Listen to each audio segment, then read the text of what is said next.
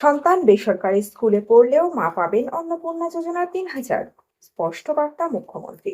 ঠিক কি জানিয়েছেন মাননীয় মুখ্যমন্ত্রী শুভেন্দু অধিকারী? এই ভিডিওতে থাকছে সম্পূর্ণ বিস্তারিত। বন্ধুরা, আরবি অনলাইন পয়েন্ট চ্যানেলে আপনাদের স্বাগত। চ্যানেল নতুন হলে চ্যানেলটি সাবস্ক্রাইব করে রাখতে পারেন এই ধরনের ভিডিওর আপডেট পাওয়ার জন্য।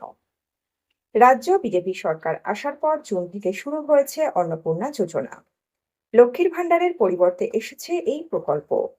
ইতিমধ্যেই বহু উপভোক্তা এই সরকারি প্রকল্পের আওতায় ৩,০০০ টাকা করে পেতে শুরুও করেছেন। বাকিরাও খুব শীঘ্রই এই প্রকল্পের আর্থিক সাহায্য পেতে শুরু করবেন বলে জানিয়েছেন মুখ্যমন্ত্রী শুভেন্দু অধিকারী। তবে কারা একেবারেই এর সুবিধা পাবেন না সেই নিয়ে শুরু হয়েছে বিতর্ক।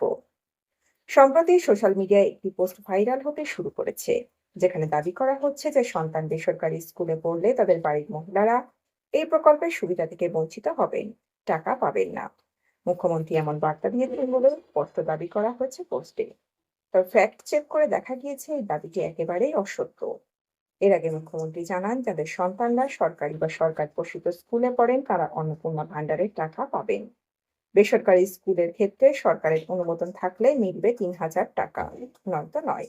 গত 17 জুনের এক অনুষ্ঠান মঞ্চ থেকে মুখ্যমন্ত্রী বলেন, সন্তানদের ধর্মীয় প্রতিষ্ঠানে পড়ানো হলে অন্নপূর্ণা যোজনার সুবিধা পাওয়া যাবে না। মুখ্যমন্ত্রী বলেন, যাদের বাচ্চারা সরকার বা সরকার পোষিত স্কুলে পড়ে তারাই পাবেন। বেসরকারি স্কুলের ক্ষেত্রেও মিলবে, তবে সেক্ষেত্রে সরকার অনুমোদিত হলে তবেই মিলবে।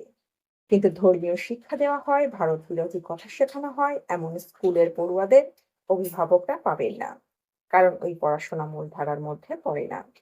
অর্থাৎ সরকার অনুমোদিত বেসরকারি স্কুলে পড়লেও তাদের পরিবার অন্নপূর্ণা ভাণ্ডারের সুবিধা পাবে। তবে শুধুমাত্র যেসব শিক্ষা প্রতিষ্ঠানে ধর্মীয় শিক্ষা দেওয়া হয় সেখানে শিশুদের পঠন পাঠন হলে তাদের পরিবার এই প্রকল্পের আওতায় ভাতা পাবেন না বলে স্পষ্ট জানিয়েছেন মুখ্যমন্ত্রী শুভেন্দু অধিকারী। আশা করি আপনারা বুঝতে পারলেন মুখ্যমন্ত্রী ঠিক কি বলেছেন। এই আপডেটে ছিল এতটুকুই। দ্রুত ফিরে আসছি নতুন আপডেট নিয়ে।